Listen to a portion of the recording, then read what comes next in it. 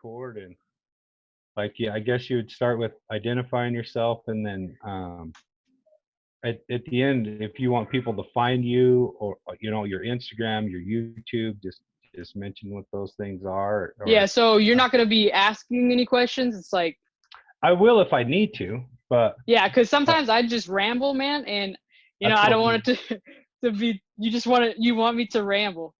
yeah.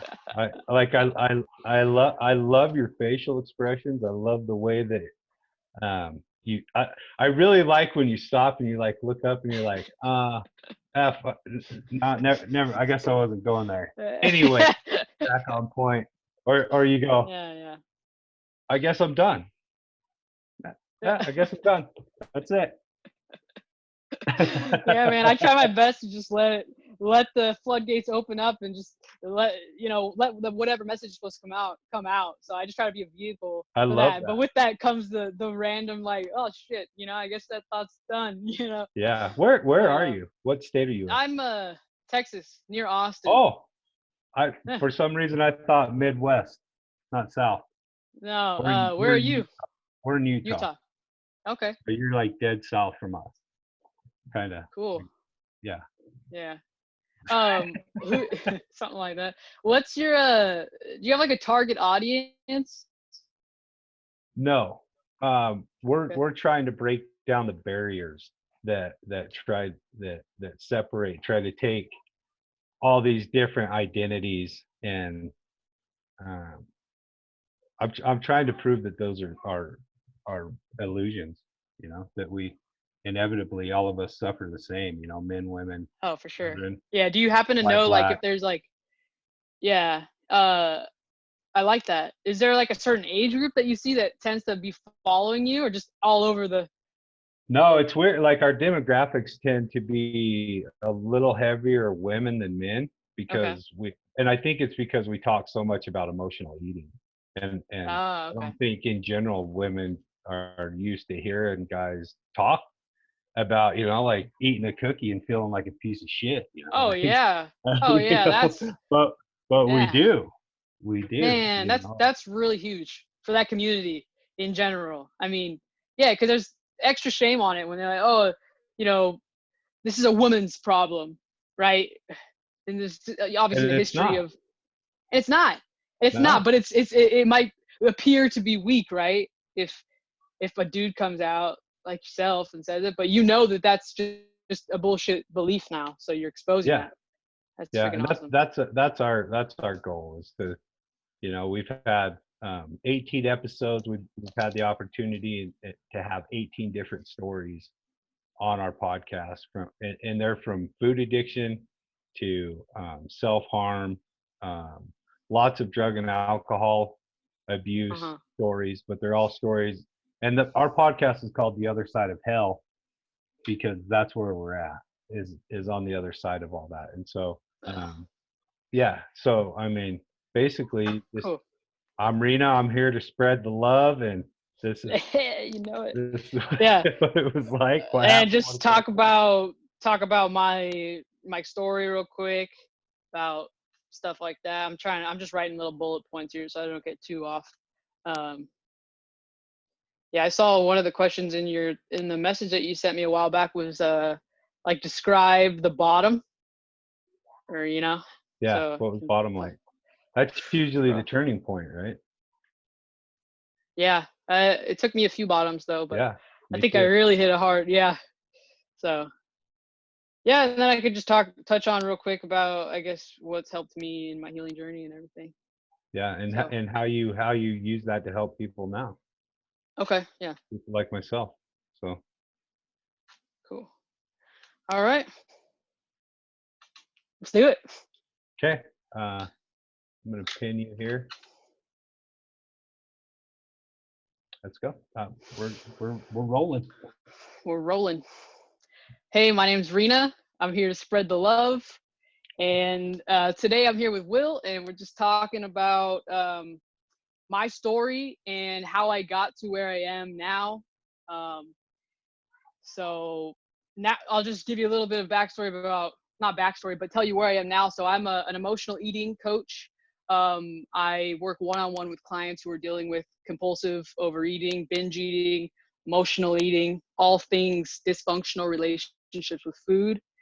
Um, it has been a very long journey to get where I am today, um, doing what I love. So a backstory on me. So when I was about 10 or 11, I started using food to numb my feelings. And um, and I did that because I wasn't listening to my gut. I grew up in a very religious community. There was like a church literally on every corner of this little town. And I had a secret, and I knew from a very young age, like 10, 9, maybe 9 even, I get the numbers mixed up, but that I was attracted to women. And this was totally a weird thing for me to be feeling. Um, and I knew that it was very taboo. It was I didn't know any gay people. They used to say in church sometimes when I would go to youth group, like, it's Adam and Eve, not Adam and Steve. And I don't know, that wasn't directed towards me, but I just knew that that was the general consensus. And so, um, right when I started feeling these feelings and having this secret, it was immediately, I was like, I will never talk about this ever, and it'll probably go away. Yeah, I'm gonna marry a man. I'm gonna, do all the things I'm supposed to do and all that.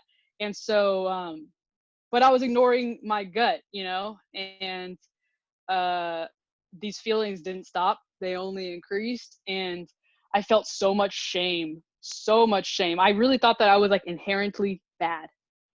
Like, I was like, what, what's wrong with me? There's an issue here. And like I said, I didn't know anybody who was gay. I didn't even know what gay was, honestly. So I ignored my inner feelings by just eating and eating. And that carried on for a long time, probably until I was like I said earlier, 11.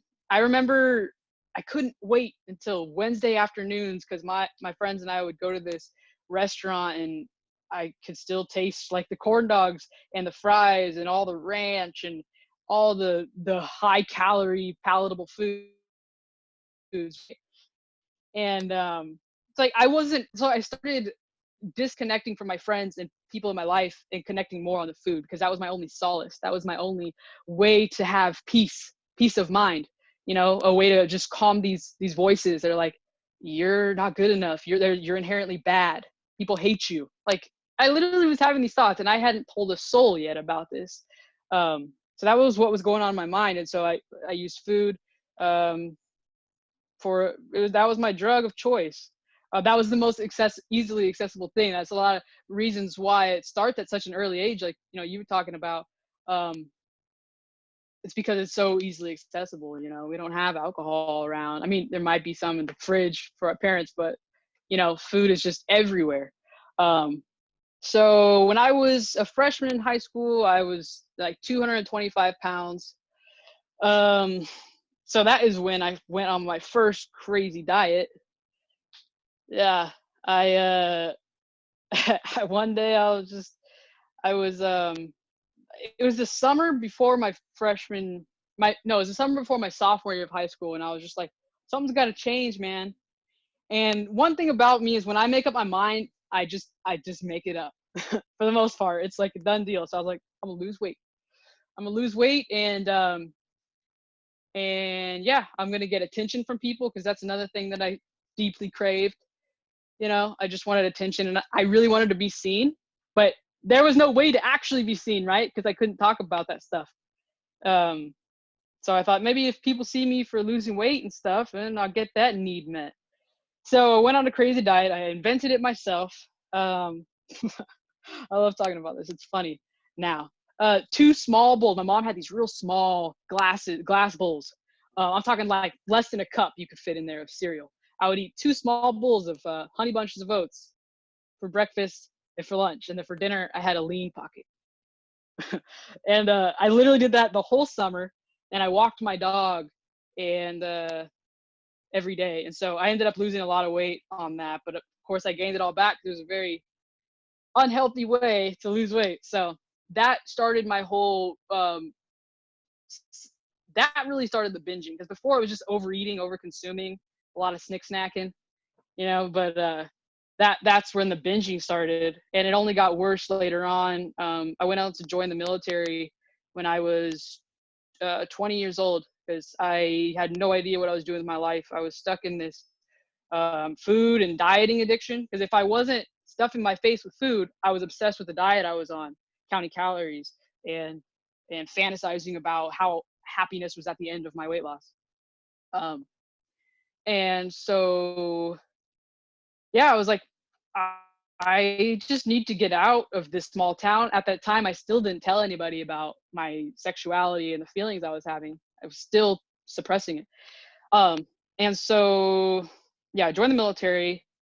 That made things better and worse, because I actually came out when I joined the military, because there was some people there who came from like Oregon and some really like diverse places who were really accepting. They didn't think anything different if you were gay. Then they asked me, like, hey, when I was in boot camp, they're like, Bisette, that's my last name, Bisette, you gay? I'm like, no. Like, of course I turned beet red. The shame just owned me at that moment. But there was a little voice inside me that said, like, you can trust these people, you can trust them. So I let it out. I was like, maybe. I think I'm bi. Like, that helped buffer it a little bit. But they embraced me, man, and they loved me, and they showed me what the safety that I guess I never really felt.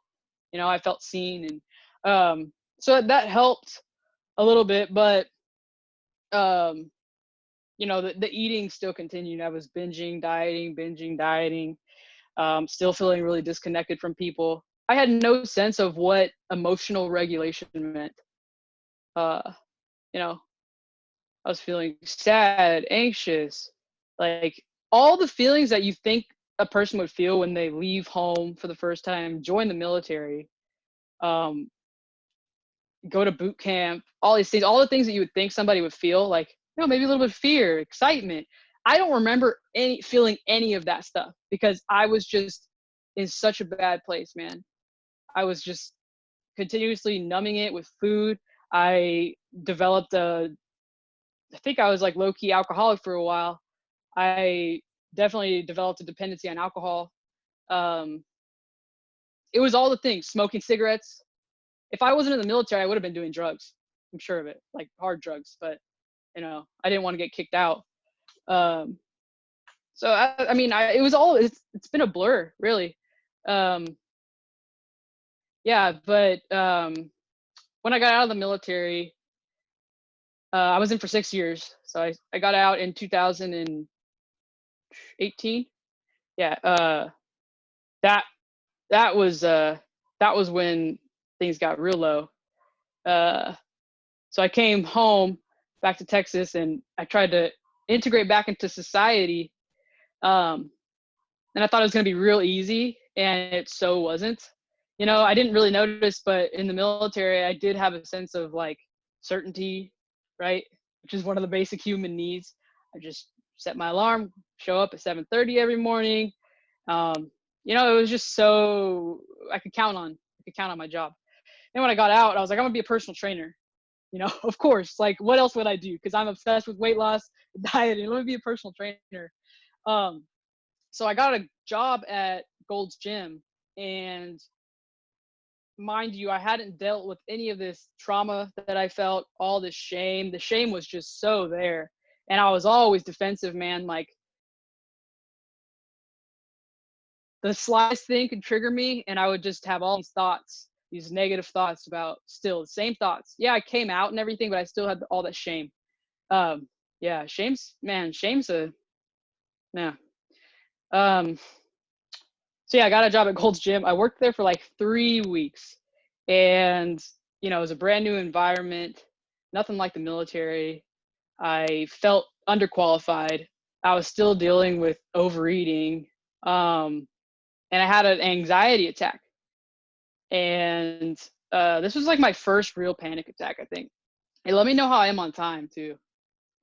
Um, uh, so my first real panic attack, I guess, happened. I don't even remember. Oh, yeah, they wanted me to teach these classes workout classes. And I'm like, dude, I just started like doing this, but like I'm always trying to be this superhero or something, right? So I'm like, I got this for sure. Sign me up. I didn't set boundaries. I didn't say, I don't think I'm ready for that. I just put me in, coach. I got this. I did not have that at all. Like, not at all. Cause I just started to get all these negative thoughts going. You're not good enough for this. These people who are working out are better than you. Like, you can't do a handstand. You can't even do a double jump rope and all this. Like, the thoughts were unreal, and the panic just surfaced, and I thought I was gonna pass out, and so I just went to the supervisor and I said, "Hey, I gotta go." She's like, "What? Are you okay? Like, what's wrong with you?" I was like, I gotta go. Like, I can't do this." And she thought I was on something, but it was really just the anxiety. So that, I think, was the point.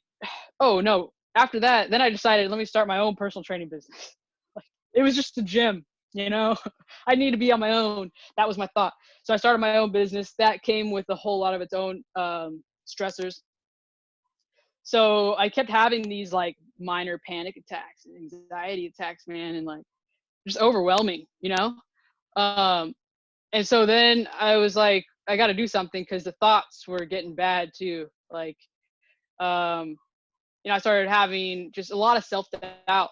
I can't do anything. And I was still depending on the food, of course, at the time. So still didn't have the emotional regulation skills. Still didn't really believe that taking deep breaths, slow exhales would help. Still was like, oh, that's for the woo-woos, man. That's not for me. Like, I'm not about that life. I'm going to figure this out on my own.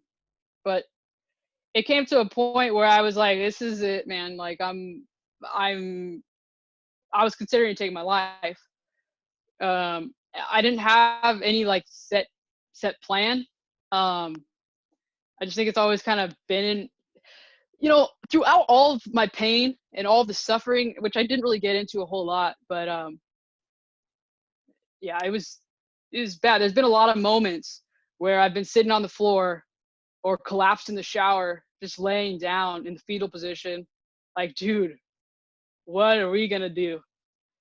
Throughout all those moments where I felt just full of shame, like there was just nothing good gonna come out of this, there was also another part of me, and there still is. I still have bad days, right? Not like anything like that, but that voice that says, there's some light, dude. Just just keep going, no matter what. Just keep going. So I never had a plan, but the voices were so bad, and yeah, so I did consider, possibly taking my life, and I knew, like, okay, I got to find a way out of this. If I'm actually going to commit to keep going, let's at least find an effective strategy here to really move through this, because this is not working. So I went to a psychiatrist. Well, first I went to a psychologist. She referred me to a psychiatrist. Of course, no, I shouldn't say of course. Not all doctors are like this. I want to be very clear. She hardly listened to me for about 30 minutes before she recommended I go see a psychiatrist and get on some medication. And so I was taking some anti-anxiety slash anti-depression medication. Um, and the worst thing about that was the first week of being on those, it was like more anxiety than I ever experienced in my life. And I can tell you, I was only on those for about a month. And the first few days were just like so much panic. I actually ended up getting a job at Chipotle because I just needed some work, man, And I called in. I was like, my first day, I had my mom call in for me. It was so bad. I was like, Mom, I can't go to work. I'm having the worst panic attack ever. So I was only on that medication for about a month until I was like, this isn't it. And medication, I want to be like super careful. It helps some people. I'm not against it. For me though, I knew in my gut that this wasn't it, man. Like, I was feeling kind of foggy. Um, who knows? Maybe that would have gone away, but I always just wanted to find my own way out of this, and I knew it was possible. And so, that's when I think that was the lowest point. You know, I was working at Chipotle because they didn't fire me, luckily, after calling in for the first day. Uh, but that was a turning point. I was like, okay, the medication's not going to work. It just doesn't seem right for me. I'm considering like what would happen if I just didn't wake up tomorrow. What are we doing here? And so I started digging deep, started getting on YouTube, started utilizing free resources because there's so many resources out there. I started meditating. I could go on and on and on about the benefits of meditation and the impact that meditation has had on my life. Just being able to observe my thoughts rather than taking them on as truth and as my identity, right? Because that's what it was. That was, I went to the psychologist and I said, I've got all these thoughts, man. Like there's just one after another. And she suggested, well, just pick one apart at a time, one a day, and see if it's true. But that wasn't good enough because I had like 30 thoughts coming in from the back door, the side door, the front door, the top. I had all these thoughts. There's no way I could just pick one a day, and that didn't work for me. And I was like, I got to get a grip on these thoughts. And then when I started understanding meditation and just the idea that I could rise above my thoughts and see myself for who I truly was rather than what these thoughts were saying, because really negative thoughts are a culmination of, you know, our environment that we grow up in and the beliefs of others that we take on, you know. So when I realized like that's not who I am, these thoughts are not me, and I started implementing like a daily meditation practice, like 20 to 30 minutes a day, changed my life. It only took like a week or two when I started really seeing differences. So I was like, holy smokes, there is a way out of this.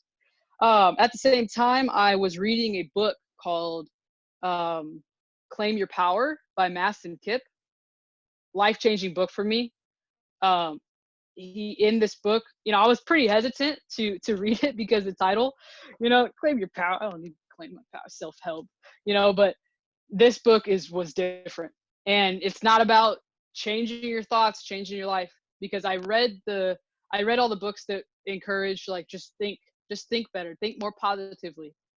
I'm all about positive thinking, but for people who are struggling and have a history of trauma and shame, like deep shame, negative thoughts, sometimes just the little switch is not enough of the positive thinking. So this book helped guide me through where these thoughts came from. What's the root cause of this suffering that I'm feeling? You know, where is this anxiety actually stemming from? And so that book changed my life. And then I read it like 4 or 5 times. And it's written by, I think I said his name earlier, but his name is Mastin Kipp. He is a functional life coach. And I went to one of his live events, and that really changed the game too. All of a sudden, I'm in this room of people standing. I remember I'm at this event, and we, you know, you got the opportunity to talk on the mic if you got something to say. We're doing this like deep meditation, and all in this big hotel like conference room, and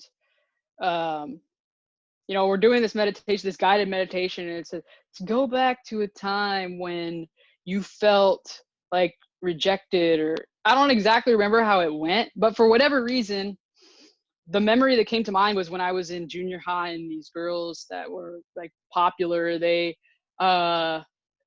looked at me, and out of nowhere, we were cool until this moment, and they said, "We think you're gay. We don't want to be your friend anymore." So that memory came to mind, and yeah. So whenever the meditation was over, like, anybody want to share their experience with this meditation? And I'm like, dude, I do not want to share this memory. Like, why would I want to share that and relive that? But I really wanted to heal, so I was willing to do whatever. So I raised my hand, they put the microphone over to me. So it's me now talking to Mastin Kipp, the author of this like book, and I'm like, yo, this is what's coming up, man. Like, I'm having these girls bully me. I felt rejected. But of course I'm like shaking as I'm saying it because I got nervous and there's a lot of emotions. But he was like, well, let's do this little exercise kind of. Let's create this new experience for you. He didn't actually say that, but now I understand that's what he was doing.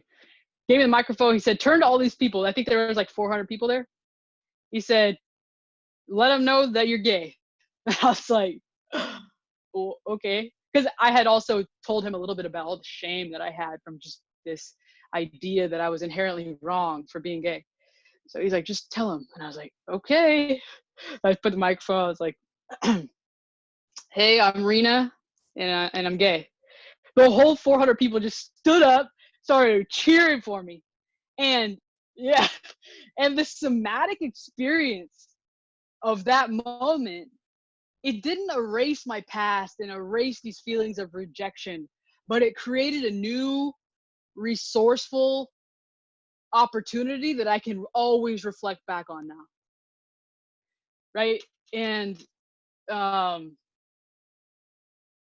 yeah, so that was one of the experience too. And I felt so much love and so much safety. And that's when I learned how incredibly powerful safety is in the healing journey. But I really just followed my heart and my gut on my journey to, to read the book, to start meditating, to get in touch with my heart center rather than my headspace. I just keep seeking. Because like I said, I just have that voice of hope, even though sometimes it's real quiet, it's there. And it's really easy to not hear that voice, especially when we're in situations that, nobody else around us might have that same attitude. They might be real negative or pessimistic. It's kind of like you feel like you're in a tunnel sometimes when you're not around people who make you feel safe and accepted. And so we just really have to remind ourselves, and it's hard because sometimes we don't have those experiences, but there is always safe people, no matter how dark it gets and how much you feel unlovable and how ashamed you feel. And I still do this today. I'm not putting myself on any type of pedestal or anything. Like, I do this today because, like, I'll say it again, shame is a bitch, man. I don't know if I'm supposed to curse on here, but shame is I don't know if you're into Brene Brown, but she talks a lot about shame, and just it's the lowest. If that's the lowest vibration you can be at, is stuck in shame, and it'll really make you stuck. So I still do this today, but I have to remember there's a world of people, no matter who does and doesn't like me or accept me or agree with me. There is so many people who freaking love me and who want to see me grow and who are on my team, you know? And so I guess a takeaway for anybody watching this is, like, even in the darkest of times, man, when you see zero hope, there is always people out there, no matter what you've been through, what you've done, all the habits that you're dealing with, binge eating, overeating, compulsive eating, dependence on alcohol, drugs, anything. There is always going to be someone who's going to be on your team. And yeah, and so that's what I do, with my clients is it's so not about the food, the compulsive eating and the binge eating and all the other addictions you could have, man. It's really about the trauma and digging that up and creating new resourceful experiences, so yeah. So like I said, I do one-on-one coaching for people struggling with overeating, compulsive eating, but really what it's more about a journey of really just loving yourself, man. But it's a process, just like anything else worthwhile. So you can find me on Instagram at Rena Bisette Coaching. Yep, I think that's about it. Yeah. Yeah, how long was that? 24 minutes. Okay. Yeah, man. Got a lot of things to say. Oh man, Nate, I'll send you a link and you'll see who Nate is. But Nate is one of the co-hosts. He's kind of uh, he's the vulnerable one out of us, and Okay. he got a lot out of one of Brene Brown's books, and he Yeah. talks about that a lot too. I haven't read it, but I mean it was transforming for him, you know. So he's going Yeah. to really enjoy hearing another Brene Brown fan. I'm going to For sure. stop the recording.